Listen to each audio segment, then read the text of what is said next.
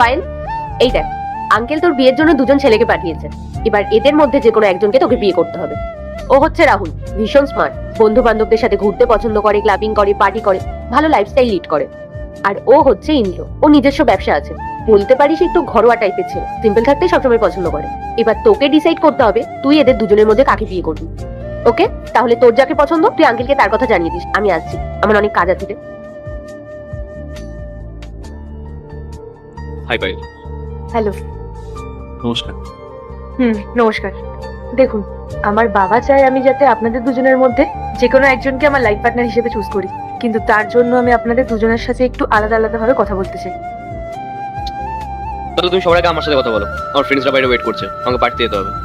ওকে ইন্দ্র, আপনি কি তাহলে একটু পাশের ঘরে বসতে পারবেন? হ্যাঁ, কোনো ব্যাপার না। বলো তাহলে কি বলতে চাও। তার আগে দেখবো কারা শয়তানকে হারিয়ে আল্লাহকে ভালোবাসে। যারা আল্লাহকে ভালোবাসে ভিডিওতে লাইক করে চ্যানেলটাকে সাবস্ক্রাইব করে দাও। যারা শয়তানকে ভালোবাসো তাদেরকে ভিডিওতে লাইক সাবস্ক্রাইব কিছুই করতে হবে না, কমেন্ট করো আল্লাহু আকবার। আসলে রাহুল, আমি বিয়ে করতে চাই না। কি? তুমি বিয়ে করতে চাও না? এমনিতে তোমার ফ্রেন্ড এসে এতক্ষণ নাটক করে গেল, এখন আবার তুমি বলছো বিয়ে করতে চাও না। তুমি জানো আমার পার্টির জন্য কতটা লেট হয়ে যাচ্ছে? আরে বাইরে আমার ফ্রেন্ডসরা ওয়েট করছে, আমার পার্টির জন্য লেট হয়ে যাচ্ছে, আর তুমি এখন বলছো তুমি বিয়ে করতে চাও না। তাহলে কি চাও তুমি? ধরো রাহুল, তুমি যে এত পার্টি করতে ভালোবাসো, এত বন্ধুদের সাথে টাইম কাটাতে ভালোবাসো, বিয়ের পর তোমার ওয়াইফ যদি তোমাকে এগুলো করতে বারণ করে, তখন কি তোমার সেটা ভালো লাগবে? লাগবে না তো। ঠিক এই কারণেই আমি বিয়ে করতে চাই না। আমিও চাই আমার লাইফটাকে এনজয় করতে, আমিও চাই বন্ধুদের সাথে পার্টি করতে, কিন্তু আমার বাবা চাই যাতে আমি বিয়ে করি।